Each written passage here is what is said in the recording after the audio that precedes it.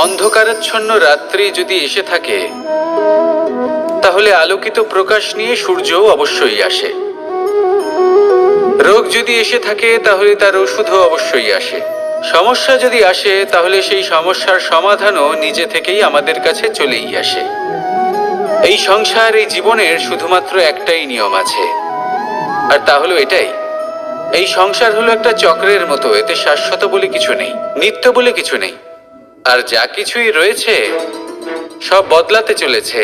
যদি আপনার জীবনে দুঃখ থাকে, সমস্যা থাকে, যদি আপনি বিপদ দ্বারা আচ্ছন্ন, তাহলে মনে রাখবেন সবকিছু বদলে যেতে চলেছে। দুঃখের সময় কাঁদবেন না, মনকে আরো দুঃখী করে তুলবেন না, কারণ এখানে যা কিছুই এসেছে তা যাওয়ার জন্যই এসেছে। তাহলে এত চিন্তা কিসের? আনন্দ সহকারে জীবন যাপন করুন, আর আমার সাথে ভালোবেসে বলুন রাধা রাধা। যদি কোনো সিংহ বানরের মতো গাছে চড়তে চেষ্টা করে তাহলে কি হবে? একটা মাছ যদি মাটিতে হাঁটতে চেষ্টা করে তাহলে কি হবে? তারা বিফলই হবে। কিন্তু এরকম কেন হয়? তার কারণ হলো প্রকৃতির রচনা কিছুটা এরকম। এখানে প্রত্যেকটি ব্যক্তিকে, প্রত্যেকটি প্রাণীকে আলাদা আলাদা গুণের অধিকারী করা হয়েছে এবং সকলকে একটা সীমাও প্রদান করা হয়েছে। এবার এই যে বৃক্ষ, পশু, পাখি, এদের মধ্যে সেই ক্ষমতাই নেই যে এরা নিজেদের যাচাই করতে পারবে, নিজেদের সীমাগুলো বুঝতে পারবে, নিজেদের সদ্গুণগুলো চিনতে পারবে। এরা সেটা করতে পারবে না। কিন্তু মানুষ তো আলাদা। মানুষের কাছে সেই বিশেষ শক্তি আছে যে তারা পূর্ণরূপে নিজেদের যাচাই করতে পারবে, নিজেকে পূর্ণরূপে বুঝতে পারবে, নিজের দোষ, নিজের অপগুণ, নিজের সদ্গুণ, নিজেদের সীমাগুলো তারা বুঝতে পারবে। আর এটা অত্যন্ত গুরুত্বপূর্ণ। কথায় আছে যে যদি সাফল্য লাভ করতে হয় তাহলে নিজেকে যাচাই করে নিতে হবে। তাই নিজেকে যাচাই করুন, নিজের সাথে পরিচিত হয়ে যান এবং জীবনে কর্ম করতে থাকুন। সাফল্যের শিখরে অবশ্যই পৌঁছে যাবেন। আর ওখানে যদি যান তাহলে এই মন প্রসন্ন হয়ে অবশ্যই বলবে রাধা রাধা। বনের মধ্যে যদি আপনি কোনো বিষাক্ত সাপ দেখেন তাহলে কি করবেন? আপনি তখনই তার থেকে দূরে পালাতে চেষ্টা করবেন। আর এটা কেন করবেন? নিজের রক্ষার্থে। এই কথা আমি নয় মেনে নিলাম, কিন্তু নিজের জীবনে এটা করেন না কেন? আপনি যেখানেই যান, যে স্থানেই যান না কেন, প্রত্যেক সময়, প্রত্যেক মুহূর্তে এমন বিষাক্ত সাপ আপনি অবশ্যই খুঁজে পাবেন। আর সেই সাপ নয় যাদের আপনি বনে খুঁজে পাবেন, এরা হলো সেই সাপ যা আপনাকে পাপ করতে বাধ্য করবে। আপনার অন্তরের বাসনা, ক্রোধ, অহংকার, লোভ, ঈর্ষা, এদের বৃদ্ধি ঘটাবে। দেখুন, বনের এই সাপ আপনাকে একবার ছেড়ে দিতেও পারে, ছোবল নাও মারতে পারে, কিন্তু এই যে পাপরূপী সাপ আছে তা অবশ্যই ছোবল মারবে। কর্ম যদি করেন তাহলে অবশ্যই ফল পাবেন। সেই জন্য যখনই কোথাও যাবেন, যদি এমন কাউকে দেখেন, যদি এমন কিছু দেখেন যে আপনাকে পাপ করতে বাধ্য করছে, তাহলে সেই মুহূর্তে সেখান থেকে পালিয়ে যান। যেমন বনের সাপ দেখে আপনি পালাতে থাকেন। সৎকর্মের রক্ষা অত্যন্ত আবশ্যক। আসুন আর আমার সাথে ভালোবেসে বলুন রাধা রাধা। মনুষ্য জীবনের সব থেকে বেশি গুরুত্বপূর্ণ বিষয় হলো মনের একাগ্রতা। এই সংসারের যে কটি মহান কার্য সম্পাদন হয়েছে তা হলো মনের এই একাগ্রতার একমাত্র ফল। আপনি অবশ্যই দেখে থাকবেন, অনেক ছোট বড় নদী যা বয়ে চলে তাদের সামনে একটা বাঁধ নির্মাণ করা হয় সেই সব নদীর জল সঞ্চয় করতে। বাঁধ হয়ে গেলে প্রয়োজন মতো বা মনের ইচ্ছে মতো তাকে ব্যবহার করা সম্ভব। এবার এটাই আমাদের মনের সাথেও সম্ভব। আমাদের মনের একাগ্রতা আজকের দিনে দাঁড়িয়ে বিভিন্ন ধরনের বিকার, ক্রীড়া এবং ভোগের মধ্যে ভাগ হয়ে গেছে। একে একত্রিত করতে হবে, একটা বাঁধ নির্মাণ করতে হবে, কর্মের বাঁধ। আপনাকে শুধু এটাই করতে হবে, যেটা উচিত কর্ম সেটাই করুন, যেটা অনুচিত কর্ম সেটা করা থেকে নিজেকে বিরত রাখুন। ব্যাস, এই কাজটাই আপনি করতে থাকুন, মনের মধ্যে একাগ্রতার বাঁধ নির্মাণ করুন। আর একবার যদি তা নির্মাণ হয়ে যায়, তাহলে যখন চাইবেন, যেখানে চাইবেন, যতটা চাইবেন, একাগ্রতা প্রয়োগ করতে পারবেন। আর একবার যদি আপনি এটা শিখে যান, তাহলে এই সংসারকে বদলে ফেলার মতো কাজ আপনি করতে পারবেন, সমাজকে শোধরাবার মতো কাজ করতে পারবেন। তাহলে এই মনকে একাগ্র করুন আর আমার সাথে ভালোবেসে বলুন, রাধা রাধা। আমরা সবাই ফল খাই, কিন্তু আমাদের সেই ফলই প্রিয় হয় যে পরিপক্ক হয়ে ওঠে, যেটা নম্র হয়, আর যে ফল অনেক বেশি মিষ্টি আর সুস্বাদু হয়ে থাকে, যাদের রঙে বাহার দেখা যায়। সেইভাবে জীবনে আমরা নানান মানুষের সাথে পরিচিত হই, কিন্তু সেই মানুষই আমাদের মন ছুঁয়ে যায় যারা বিনম্র স্বভাবের, যাদের বাণী খুব মধুর, যাদের অন্তরে আত্মবিশ্বাসের একটা তেজ, একটা রং দেখা যায়। এবার এমন ব্যক্তি আমরা কি করে হব? ঠিক সেইভাবেই যেমন একটা ফল রোদ, বর্ষা, শীত, বায়ু এই সকল সংকটময় পরিস্থিতির সম্মুখীন হয়ে পরিপক্ক হয়ে ওঠে, সেইভাবেই মানুষ সংকটময় পরিস্থিতির সম্মুখীন হয়ে পরিপক্ক হয়ে ওঠেন। যদি এই সংকটের সম্মুখীন হন, তাহলে অভিজ্ঞ হবেন, আর এই অভিজ্ঞতাই শিক্ষা দিয়ে যাবে। এই অভিজ্ঞতা আমাদের শিখিয়ে দেয় যে আমাদের বিনম্র থাকতে হবে। অহংকার করে কোনো লাভ নেই। মধুর বাণীর যে কি মূল্য তা আমরা শিখতে পারি। এই অভিজ্ঞতাই আমাদের বুঝিয়ে দেয় যে উচিত অনুচিত কোনটা, আমাদের দৃষ্টিভঙ্গি তৈরি করে, আর এই দৃষ্টিভঙ্গি দ্বারা আত্মবিশ্বাস জাগ্রত হয়। সেই জন্য জীবনে কখনো বিপদ থেকে দূরে পালাবেন না, সেগুলোর সম্মুখীন হন, অভিজ্ঞতা লাভ করুন, তার থেকে শিক্ষা লাভ করুন, এইভাবেই পরিপক্ক হবেন। আসুন আমার সাথে ভালোবেসে বলুন, রাধা রাধা। ধন সঞ্চয় করা সম্ভব, আর সেই জন্য ধন সব থেকে বেশি মূল্যবান সম্পত্তি নয়। এবার আপনি বলবেন, এ আমি কি বলছি? এই ধন খুব মূল্যবান, আমরা সকলে অর্জন করতে ব্যস্ত। সেটা এই কারণে, কারণ আপনারা জানেন না এই সংসারের সব থেকে বেশি মূল্যবান সম্পত্তি কি। এ হলো সেই সম্পত্তি যা কখনো সঞ্চয় করা সম্ভব নয়। আপনার কাছে যতই ধন থাকুক, তা দিয়ে আপনি স্বাস্থ্য লাভ করতে পারেন, বাড়ি কিনতে পারেন, আদি ইত্যাদি, কিন্তু আপনি যতই ধনী হন না কেন, ফেলে আসা দিনের একটা মুহূর্ত আপনি লাভ করতে পারবেন না। এই একটা মুহূর্ত, এই সময়, এটাই হলো সংসারের সব থেকে মূল্যবান সম্পত্তি। একবার চলে গেলে তা কখনোই ফিরে আসে না। আর এই মুহূর্ত যতই চলে যাক না কেন, আমরা স্মৃতির মাধ্যমে সেগুলি যাপন করতে পারি, তার আনন্দ উপভোগ করতে পারি। আর যার সাথে আমরা সময় অতিবাহিত করেছি, তার স্মৃতিতে আমরা চিরকাল জীবিত থাকতে পারি। সেই জন্য সময় সব থেকে মূল্যবান সম্পত্তি, তাকে এইভাবে নষ্ট করবেন না। প্রত্যেকটা মুহূর্ত উপভোগ করুন, আনন্দ করুন, আর ভালোবেসে বলুন, রাধা রাধা। কনক, কি সুন্দর একটা শব্দ। এর অনেকগুলো রূপ রয়েছে, অনেকগুলো অর্থও রয়েছে। প্রথম অর্থ হলো স্বর্ণ, অর্থাৎ সম্পত্তি। দ্বিতীয় অর্থ ধুতুরা, অর্থাৎ গাছের ছোট একটা বীজ, যা কিনা অত্যন্ত শক্তিশালী হয়। যদি বেশি মাত্রায় এর প্রয়োগ করা হয়, তাহলে এটা বিষময় হয়ে উঠতে পারে। এই হলো সেই ধুতুরা যার প্রয়োগ মহাদেবের পুজোতে করা হয়। এবার প্রশ্ন হলো এটাই যে এই স্বর্ণ এবং এই ধুতুরার মধ্যে মিল কি রয়েছে। মিল হলো এটাই যে এই দুটোই মানুষকে মত্ত করে তোলে। ধুতুরা মানুষকে তখন মত্ত করে যখন তাকে সেবন করা হয়, কিন্তু স্বর্ণ, ধন, সম্পত্তি, মানুষ সেটা যতটাই অর্জন করে নেয় সেটাই যথেষ্ট। এই স্বর্ণ মানুষের ভাবনা চিন্তা করার ক্ষমতাকে বশ করে ফেলে। মানুষ সম্পত্তির লোভে মত্ত হয়ে ওঠে, কারণ যে যত চমৎকারী, যতটা অমূল্য হয়, তাকে সামলানো কিন্তু ততটাই কঠিন, তাই না? তাই মনে রাখবেন, ধন, স্বর্ণ, সম্পত্তি এগুলো ধুতুরার থেকেও অনেক বেশি বিষাক্ত হতে পারে। তাই এর ওপর আত্মসংযমের একটা কবচ পরিয়ে রাখবেন। এবং বিবেকের শক্তির সাথে এগুলো প্রয়োগ করুন, তবেই কল্যাণ হবে। আসুন আমার সাথে ভালোবেসে বলুন, রাধা রাধা।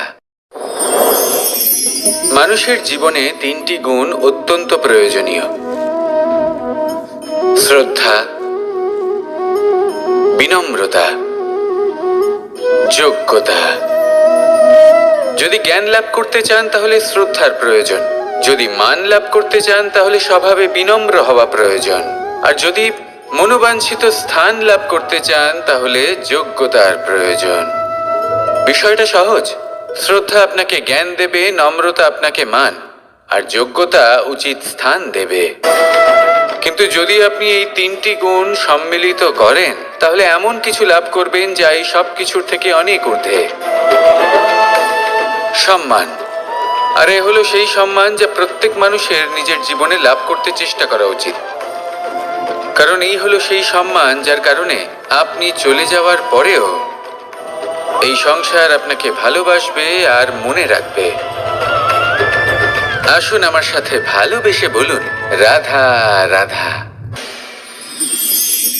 জীবনে গতি অত্যন্ত গুরুত্বপূর্ণ, মতিও হলো গুরুত্বপূর্ণ, এবং তার থেকেও বেশি গুরুত্বপূর্ণ হলো সঙ্গতি।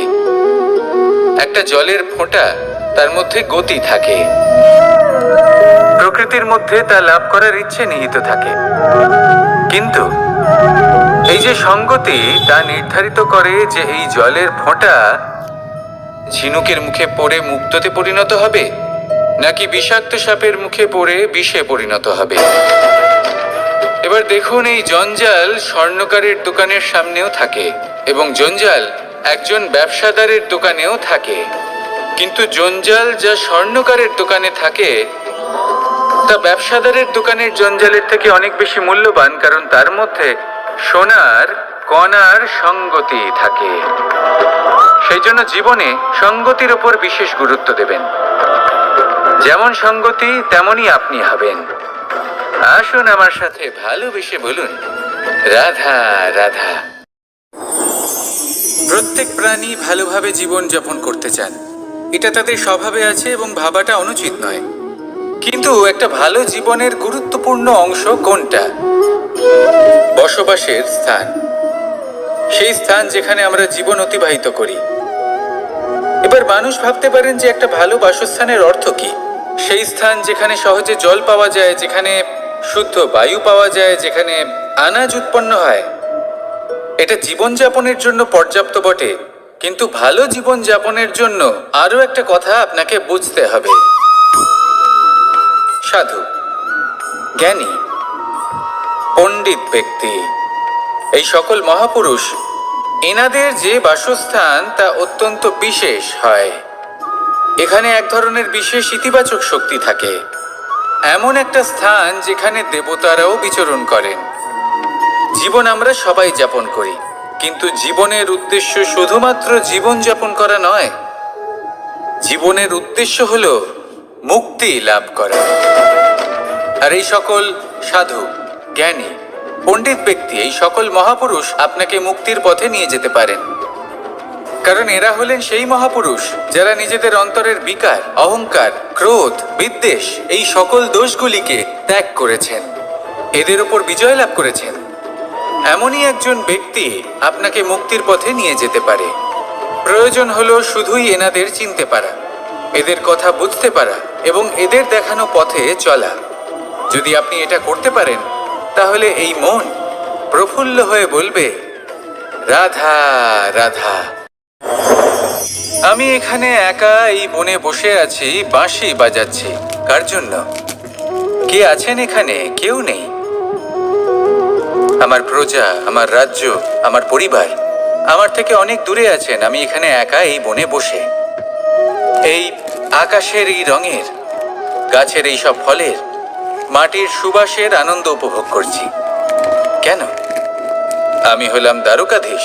এমন কি রাজকীয় বা ভৌতিক সুখ রয়েছে যা আমি ওখানে পেতে পারি না? সবকিছুই পেতে পারি, তাও এখানে বনে একা বসে আছি। কোন সুখ খুঁজে চলেছি? একা থাকার সুখ। আমরা প্রত্যেক দিন অনেক মানুষের সাথে, চিন্তাধারার সাথে, কর্মের সাথে, পরিস্থিতির সাথে, সুখ দুঃখের দ্বারা বেষ্টিত থাকি। জীবনের এই চক্রে আমরা জড়িয়ে পড়তে থাকি। যতই আমরা এই সমস্যার সমাধান করি, আমরা ততই এতে জড়িয়ে পড়ি। আমরা এতটাই জড়িয়ে পড়ি যে যখন আমরা আয়নায় নিজেদের দেখি, তখন আমরা নিজেদের চিনতেই পারি না। এমন মনে হয় যেন আমরা নিজেদের হারিয়ে ফেলেছি। সেই জন্য প্রত্যেক দিন আপনি কিছু সময় নিজের সাথে কাটান একান্তে। এটা অত্যন্ত আবশ্যক। নিজের অস্তিত্বের গভীরে গিয়ে দেখতে শিখুন, নিজেকে বুঝুন। অদ্ভুত শান্তির অনুভূতি হবে। যেমন এই বায়ু, এই বৃক্ষ, এই পুষ্প, এই নিসর্গ, এদের মতো আপনিও কখনো একলা হতে শিখুন। কখনো নিসর্গের একটা অংশ হয়ে দেখুন। এই মন প্রসন্ন হয়ে বলবে, রাধা রাধা। ওমাই কি, আমি কখন থেকে এখানে অপেক্ষা করছি, হাত পেতে দাঁড়িয়ে রয়েছি যাতে একটা ফল আমার হাতে এসে পড়ে এবং সেটা আমি খেতে পারি। কখন থেকে অপেক্ষা করছি, কিন্তু সেটা হচ্ছেই না। এবার আপনি বলবেন যে এসব কি বলছি, এ কি অদ্ভুত কথা বলছি। যদি ফল খেতে হয় তাহলে আমাকে বৃক্ষে চড়তে হবে, ফলের কাছে পৌঁছতে হবে, তবেই তো ফল পাবো। এবারে এটা অত্যন্ত সহজ ব্যাপার, কিন্তু এই বিষয়টা আপনি নিজের জীবনের প্রসঙ্গে ভেবে দেখুন। লক্ষ্য কোথায় আছে আপনি জানেন, সেই লক্ষ্যে পৌঁছানোর পথ কি সেটাও আপনি জানেন, সেই পথে চলার ক্ষমতাও আপনার রয়েছে, কিন্তু তাও আপনি নিজের লক্ষ্য লাভ করতে পারছেন না। কেন? কারণ আপনি অপেক্ষা করছেন যে লক্ষ্য আপনার সামনে চলে আসবে, কিন্তু তা হয় না। লক্ষ্য সে যাই হোক না কেন, ধন হোক, প্রেম হোক, কোনো সম্মান হোক বা মোক্ষ হোক, যদি আপনি তার দিকে অগ্রসর না হন তাহলে ফল প্রাপ্তি অসম্ভব ব্যাপার, তা কোনোদিনই হবে না। সেই জন্য আপনার চোখের সামনে আপনি যদি নিজের লক্ষ্যকে দেখতে পান, তাহলে উঠুন এবং সেই দিকে অগ্রসর হতে শুরু করুন।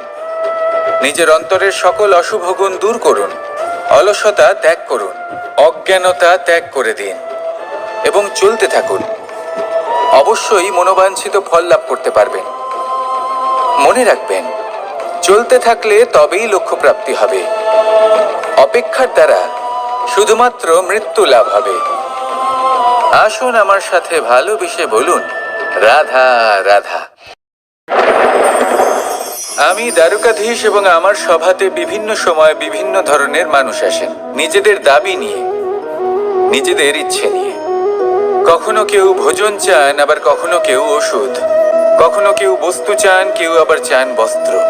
কারোর জ্ঞান চাই, কারোর ধন চাই, আবার কারোর বাসস্থান। অনেক সময় আমি এই অনুরোধ, এই ইচ্ছে পূর্ণ করি না। এবার আপনি এটা ভাবতেই পারেন যে কৃষ্ণ তো তাহলে লোভী, ওর কাছে তো সবকিছুই রয়েছে, তারপরেও সে নিজের প্রজার ইচ্ছে পূর্ণ করে না, তাদের সমস্যাগুলি বুঝতে পারে না, তাদের সুখ স্বাচ্ছন্দ্য প্রদান করে না। আসল সত্য হলো এটাই যে কোনো সবল ব্যক্তি, যে কোনো গৃহস্থ ব্যক্তি যে কাজ করতে সক্ষম, তার পরিশ্রম দ্বারাই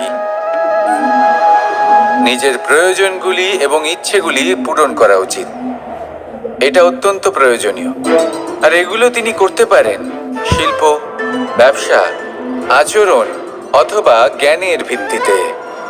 এই পথে চলতে হবে, পরিশ্রম করতে হবে, তবেই সে কিছু অর্জন করতে পারবে।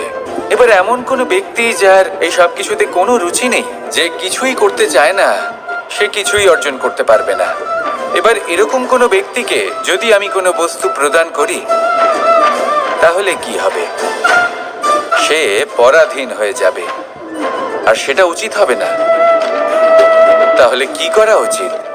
তাকে পথ দেখানো, তাকে বোঝাতে হবে যে কোন পথে চলে তুমি নিজের লক্ষ্য প্রাপ্ত করতে পারবে। শিল্প, জ্ঞান, আচরণ এবং ব্যবসা, এই পথে কিভাবে চলে সেটা শেখাতে হবে, আর আমি সেটাই করি। তার ফলে কি হয়? ব্যক্তি স্বাধীন হয়ে যায়, সংসারে সে যা চাইবে তাই প্রাপ্ত করতে পারবে, কখনো কারোর থেকে কিছু চাইবার প্রয়োজন পড়বেই না। এই কথাটা সবসময় মনে রাখবেন। যখনই দান করবেন তা ভাবনা চিন্তা করে এমন ভাবে দান করবেন যাতে সামনের ব্যক্তি স্বাধীন হতে পারেন, পরাধীন নয়। আসুন আমার সাথে ভালোবেসে বলুন, রাধা রাধা করতে শিখুন। পাণ্ডবরা বন থেকে এসেছিলেন।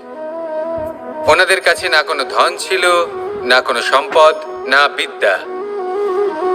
নিজের পরিশ্রমের দ্বারা ওনারা বিদ্যা অর্জন করেছিলেন, আর তার দ্বারাই সম্পদ অর্জন করলেন আর ধনও অর্জন করলেন। এই পাণ্ডব ছিলেন অত্যন্ত কুশল এবং শক্তিশালী। যুধিষ্ঠির নিজের পরিশ্রম দ্বারা এমন জ্ঞান অর্জন করেছিলেন যে এই সংসার ওনাকে ধর্মরাজ যুধিষ্ঠির অভিহিত করেছিল। দেখতে গেলে পাণ্ডবদের কাছে সবকিছুই ছিল, কিন্তু যখন বিষয় এলো আরো ধন লাভ করার, তখন যুধিষ্ঠির, যিনি পাণ্ডবদের মধ্যে জ্যেষ্ঠ, তিনি সকল পাণ্ডবদের সাথে দ্যুতক্রীড়ায় অংশগ্রহণ করে ফেললেন। এর ফলে না শুধু ধনলক্ষ্মী, ধর্মলক্ষ্মী, বিবেক লক্ষ্মীকেও হারালেন, আর শুধু তাই নয়, নিজের গৃহলক্ষ্মী দ্রৌপদীকেও হারিয়ে ফেললেন। এর কারণ কি? ভুলে গেলেন খুব সহজ একটা কথা, এই সংসারে সম্মান এবং সাফল্য দুটোই পরিশ্রমের দ্বারা লাভ করতে হয়। কিন্তু দ্রুতক্রীড়ার এই খেলা আমাদের ভাগ্যের উপর নির্ভরশীল। এই সংসারে দুটি পথ রয়েছে। একটা পথ যেখানে কর্ম এবং পরিশ্রমের দ্বারা আপনি নিজের পথ নিজেই রচনা করতে পারবেন, আর দ্বিতীয় পথ হলো যেখানে এই ভাগ্য এক মুহূর্তে আপনাকে শিখরেও পৌঁছে দিতে পারে, আবার ধূলিসাৎ করে দিতে পারে। আপনি কোন পথ বাছবেন সেই চয়ন আপনারই। আসুন আর আমার সাথে ভালোবেসে বলুন, রাধা রাধা। কোনো এক সময়ের ঘটনা এটা। মা এবং বাবা হাটে গিয়েছিলেন, তখন আমি আর দাদা গিয়েছিলাম গরু চড়াতে। আমরা বাড়ি ফিরে এলাম, আর মা সেই সময় একটা কাজ করতেন। যখনই হাটে যেতেন দরজা তালা বন্ধ করে যেতেন। উনি খুব ভালো করে জানতেন যে যদি ওনার এই মাখন চোর সঠিক সময়ে পৌঁছে যায় তাহলে এক ফোঁটাও মাখন ওনার অবশিষ্ট থাকবে না। এবার ঘটনা কিছুটা এরকম হলো যে মা আর বাবা মাঝে মাঝে হাটে যেতেন, তাই মাঝে মাঝেই দরজা তালা বন্ধ করতে হতো। যখন মা আর বাবা ফিরে এলেন তখন বাবা ভুলে গিয়েছিলেন যে এই চাবির গোছা থেকে ঠিক কোন চাবিটা দরজার তালা খোলার জন্য উপযোগী। উনি চেষ্টা করতে শুরু করে দিলেন। একটার পর একটা চাবি দিয়ে উনি চেষ্টা করতে থাকলেন, কিন্তু সেই দরজার তালা তো খুলতেই চাইছিল না। ওনার মাথা থেকে ঘাম পড়তে শুরু করলো। তখন মা বললেন যে তালা ভেঙে দেওয়া যাক। মা চলে গেলেন, আর বাবা বললেন না না দাঁড়াও, আর কিছু চাবি বাকি আছে, এটা হয়তো খুলতে পারবো। মা হাতুড়ি নিয়ে চলে এলেন সেই তালা ভাঙার জন্য, আর তখনই বাবা শেষ চাবিটা প্রয়োগ করলেন আর দরজার তালা খুলে গেল। যদি উনি চেষ্টা না করতেন তাহলে এই তালাটাও ভেঙে যেত আর চাবিটাও নষ্ট হয়ে যেত, ঠিক কিনা? এবার এই ঘটনাটা আমি দেখেছিলাম, আর আমার মনে হলো যে কখনো কখনো এই চাবির গোছার মধ্যে থেকে শেষ চাবিটাও কিন্তু জীবনের দরজা খুলে দিতে পারে।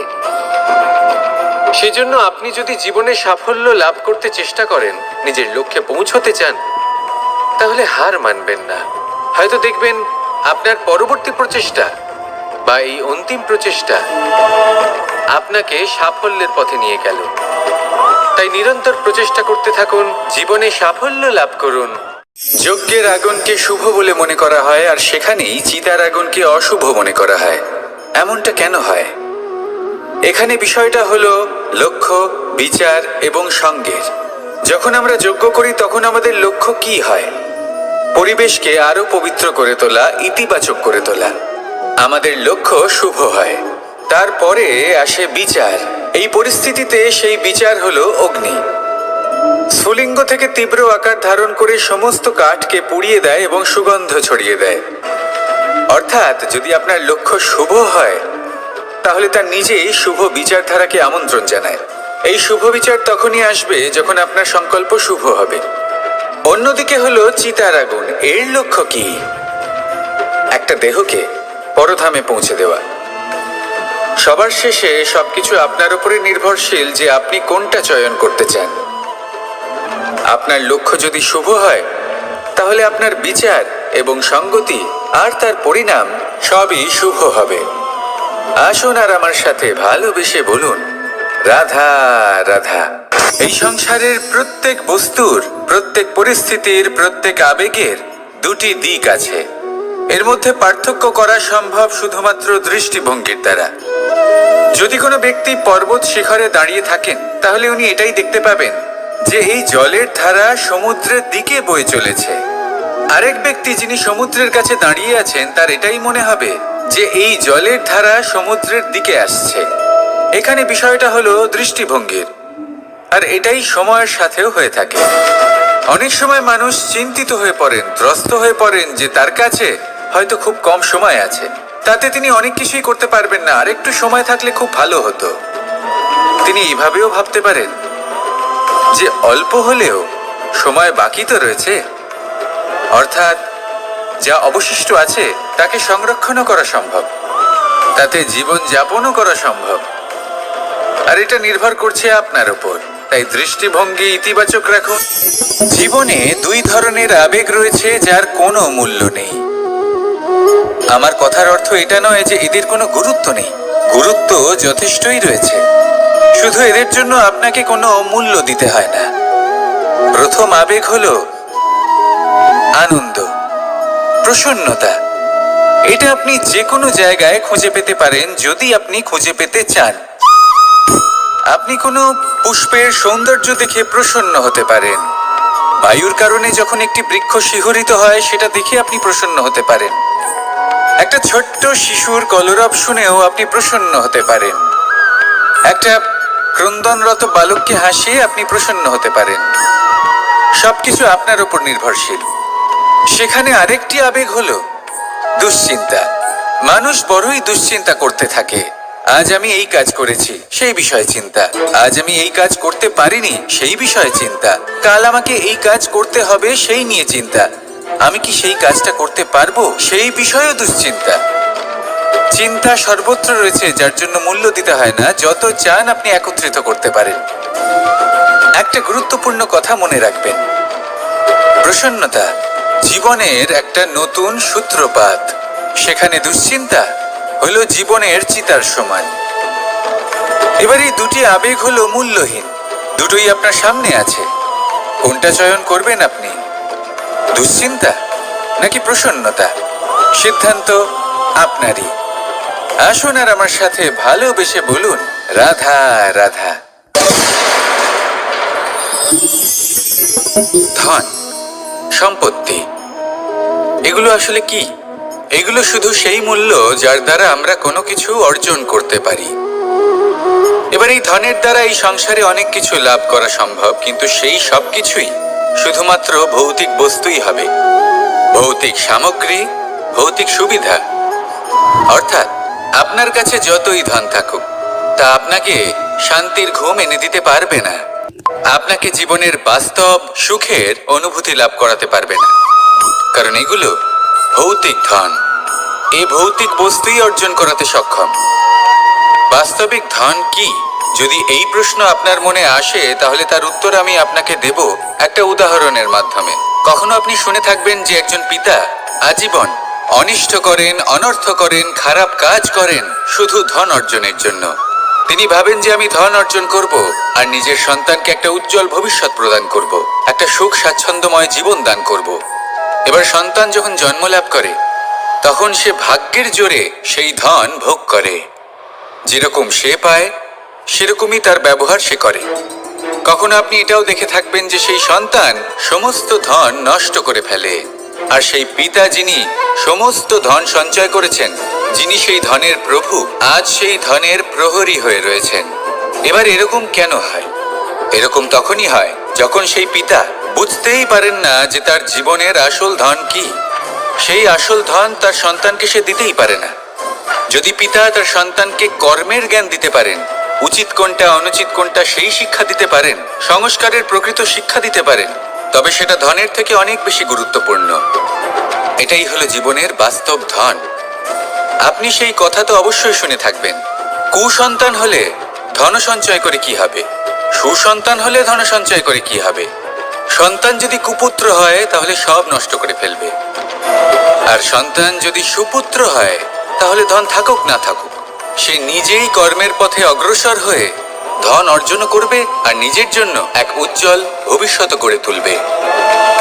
তাই সন্তানকে সম্পদ দেওয়ার আগে কর্মের জ্ঞান দান করুন, সুশিক্ষা দিন, কারণ এটাই হলো জীবনের প্রকৃত ধন।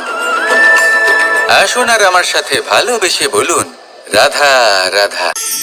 একবার একটা শেয়াল বনে বিচরণ করছিল। ও একটা ছোট্ট শাবক দেখতে পেল। ও ভাবলো, আজ একেই আমি খাবার হিসেবে গ্রহণ করব। আশেপাশে দেখলো কেউ দেখছে না তো, কেউ ছিল না, আর সেই শাবকের উপর আক্রমণ করলো, যা হলো একটা ঘোর অপরাধ। বনের নিয়ম অনুসারে আপনি কখনোই শাবকের উপর আক্রমণ করতে পারেন না। তারপর এই খবরটা যখন রাজা সিংহ জানতে পারলেন, সভার আয়োজন করলেন। কিন্তু সেখানে শেয়াল বলল, আমি তো এরকম কিছু করিনি। কিন্তু যদি আপনি এরকম বলেন, কোনো প্রমাণ দিন, এর কোনো সাক্ষী আছে? তখন রাজা সিংহ পেঁচাকে ডেকে পাঠালেন, যে সেই মুহূর্তে বৃক্ষের শাখার উপর বসেছিল। সে সব কিছু দেখেছিল। পেঁচা সব সত্যি কথা বলল, আর শেয়ালকে মৃত্যুদণ্ড দেয়া হলো। এবার এই কাহিনী আমি আপনাকে কেন শোনালাম? কারণ মানুষও কখনো কখনো এরকম কর্ম করেন যা শিয়াল করেছে। এটা ভাবেন কেউ দেখছে না, যখন আমি অনুচিত কর্ম করতেই পারি। কিন্তু না, আপনি যাই করুন না কেন, কেউ না কেউ অবশ্যই তা দেখছে। কোনো ব্যক্তি না হলেও কোনো প্রাণী, না হলে কোনো যক্ষ বা দেব বা প্রেত। যদি এনারা কেউ না দেখেন, তাহলে ধরিত্রী মাতা দেখেন, যেখানে দাঁড়িয়ে আপনি সেই কর্ম করছেন, তাই না? তাই একটা কথা সবসময় মনে রাখবেন, কে দেখছেন কে দেখছেন না সেই বিষয়ে ভাবা ছেড়ে দিন। এটা খুব সহজ কথা। আপনি যদি উচিত কর্ম করেন, উচিত ফল পাবেন। যদি অনুচিত কর্ম করেন, তাহলে আপনি অনুচিত ফল অবশ্যই পাবেন। সেই জন্য উচিত পথে চলতে থাকুন, উচিত কর্ম করতে থাকুন, আর আমার সাথে ভালোবেসে বলুন, রাধা রাধা। আমরা সবাই জীবনে নিজের জন্য সবচেয়ে ভালোটাই চাই, সবচেয়ে ভালো সুবিধা পেতে চাই, সবচেয়ে বেশি সম্মান পেতে চাই। কিন্তু সবার পক্ষে এইসব পাওয়া কি সম্ভব? হ্যাঁ, নিশ্চয়ই। শুধু একমাত্র বাধা সময়। আমাদের জীবনের কোনো স্থায়িত্ব নেই। তাই যদি সময়ের সদ্ব্যবহার করেন, তাহলে একটু সুবিধে হতে পারে। এবারে দেখুন, যাদের সবসময় স্বপ্ন দেখতে ভালো লাগে, তার জন্য রাত্রি কম পড়ে যায়। আর যারা স্বপ্ন পূরণ করতে চান, তাদের জন্য দিন কম পড়ে যায়। যারা সম্মান পেতে চান, তাদের জন্য সব সময় পরোপকার কম পড়ে যায়। আর যারা জ্ঞান অর্জন করতে চান, তাদের জন্য মনোসংযোগ। জীবনে যদি নিজের লক্ষ্যে পৌঁছতে চান, তবে সময়ের বিভাজন আপনাকে ঠিক করতেই হবে। মনে রাখবেন, রাধা রাধা। লোকে বলে জীবনে মেলামেশা করা অত্যন্ত আবশ্যক। এতে সম্পর্কের আধারও হয়, আবার ব্যবসাও চলে। কিন্তু সবচেয়ে বেশি গুরুত্বপূর্ণ হলো ব্যবহার। তাই এই বিষয়ে ভাবুন, আপনার জীবনে কে আপনার সাথে মেলামেশা করবে তা নিশ্চিত করে সময়। আপনি আপনার জীবনে কার সাথে মেলামেশা করবেন তা নিশ্চিত করবে আপনার হৃদয়। আপনি যাদের সাথে মিশছেন, তাদের হৃদয়ে আপনি কতক্ষণ থাকবেন তা নিশ্চিত করবে আপনার ব্যবহার। নিজের ব্যবহার ভালো রাখুন, সব ভালোই হবে। রাধা রাধা। এই ফুল দেখতে পাচ্ছেন আপনি? এটা সেই ফুল যার জীবন এই ডালে শুরু হয়েছিল। দর্শকদের চোখে প্রশংসা দেখল সে। মধুর লোভে মৌমাছিরা এলো, আর তারপর ডাল থেকে ভেঙে নিচে পড়ে গেল সে। কেন? নিয়তি এরকম কেন করলো ভাবুন। কারণ এই ডালেই ফুল হয়ে থাকাটা এই ফুলের জীবনের লক্ষ্য কখনোই ছিল না। এবার এই ফুল হয় দেবতাদের সজ্জায় ব্যবহৃত হবে, নয় কোনো কন্যার গয়নায় গাঁথা হবে, আর নয় কারোর প্রেম প্রদর্শনের মাধ্যম হবে। দেখুন, জীবনে নিজের লক্ষ্যে পৌঁছতে হলে যাত্রাকে ভয় পেলে চলবে না। নিজের অস্তিত্ব তৈরি করতে হলে তাদের ছায়া থেকে আপনাদের দূরে যেতেই হবে যারা আপনাকে অস্তিত্ব প্রদান করেছেন। এটাই জীবনের নিরন্তর সত্য। রাধা রাধা। আমাদের সকলের জীবনে কখনো না কখনো পাথর দ্বারা আঘাত লাগেই, আর এই সংসারও আমাদের ওপরে কখনো না কখনো পাথর বর্ষণ করে, কখনো আমাদের খারাপ ভেবে, আর কখনো আমাদের অসফল ভেবে, কখনো আমাদের বুদ্ধিহীন ভেবে। কারণ অনেক আছে, কিন্তু এই পাথর দ্বারা আমরা আঘাত পাবো কি পাবো না তা সম্পূর্ণ আমাদের হাতে। হয় আপনি এই পাথরের আঘাত পেয়ে চোখের জলে ডুবে থাকতে পারেন, আর নয়তো যদি আপনি চান তাহলে এই পাথর দিয়ে সেতু বানিয়ে সকল সমস্যার সাগর অতিক্রম করতে পারেন। সিদ্ধান্ত আপনার। এই পাথর এ হলো প্রতীক আমাদের নিন্দার, আমাদের আলোচনার। যে এই আলোচনা নাকারাত্মকভাবে দেখবে সে শুধুমাত্র কষ্টই পাবে, আর যে এই আলোচনাকে নিজের বিকাশের আধার বানাবে সেই সাফল্যের চূড়ায় পৌঁছবে। তাই মনে রাখবেন, আলোচনা আপনার শত্রু নয়, আপনার সবচেয়ে বড় মিত্র। রাধা রাধা। মিষ্টি জল সবার পছন্দ, কিন্তু নোনতা জল কেউ পছন্দ করে না। এইবার ভাবার বিষয় হলো মুক্ত, যা সমুদ্রের গহ্বরেই তৈরি হয়। নোনতা জলের মধ্যে থেকেই প্রতি মুহূর্তে অন্য প্রাণীদের থেকে বেঁচে নিজের অস্তিত্বকে বাজি রেখে ঝিনুক মুক্ত প্রদান করে থাকে। কখনো ভেবেছেন কেন? কারণ সংকটের সম্মুখীন না হয়ে, চরম পরিস্থিতির সাথে না জড়িয়ে আপনার কখনোই সুখ প্রাপ্তি হবে না। তাই নির্ভীক হয়ে সংকটের সম্মুখীন হন, আর আমার সাথে ভালোবেসে বলুন, রাধা রাধা। আমরা সকলেই সময়ের গুরুত্ব বুঝি। সময় আমাদের তৈরি করে, আর সময়ই আমাদের নষ্ট করে দেয়। কখনো ভালো সময় আসে, আর কখনো ভীষণ খারাপ সময় আসে। তবে আশ্চর্যের বিষয় এটাই যে সব জেনেও আমরা সময় নষ্ট করি। মনে রাখবেন, সময় শুধু বয়ে যায়, কখনো ফিরে আসে না। তাই ভালো সময় আসার অপেক্ষায় সময় নষ্ট করবেন না। যাই করবেন আজ, এক্ষুনি, এই মুহূর্তে শুরু করুন। তা সেটা কাউকে আনন্দ দেওয়াই হোক, বা নিজেকে বদলানোর চেষ্টা করা হোক, যাই হোক না কেন, বিলম্ব করবেন না। কারণ সময় শুধুমাত্র তাকেই সঙ্গ দেয় যে সর্বদা সময়কে সম্মান করে। রাধা রাধা। কথায় আছে, সবকিছু সীমা থাকে। মুশকিলের, কষ্টের, সংকটের, অন্ধকারের। যার কোনো সীমা নেই তা হলো কেবলমাত্র কঠোর পরিশ্রমের। আপনি নিশ্চয়ই দেখেছেন, রাত্রি যতই অন্ধকারময় হোক, তারারা পরিশ্রম করে তার সাথে লড়তে থাকে, আর অবশেষে সকাল হয়েই যায়। ঝড়ে পাখিদের বাসা ছিন্ন বিচ্ছিন্ন হয়ে যায়, কিন্তু পাখিরা নিজের পরিশ্রম দ্বারা তা আবার বানিয়ে নেয়। কারণ যা সীমিত তাকে অসীমের কাছে হারতে হয়, আর পরিশ্রম অসীম। রাধা রাধা। প্রবাহিত নদী কত সুন্দর হয়, বলিষ্ঠ হয়। যেদিক দিয়ে বয়ে যায় সেখানে এক নতুন জীবন প্রদান করে, ধরণীকে উর্বর করে, আকাল দূরে রাখে। আর হয়তো এই জন্যই নদীকে মায়ের মতো পুজো করা হয়। কিন্তু আপনি কি কখনো ভেবে দেখেছেন যে নদীর জন্ম কি করে হয়? এ কি শুরু থেকেই এমন বিশাল আর খরস্রোতা হয়?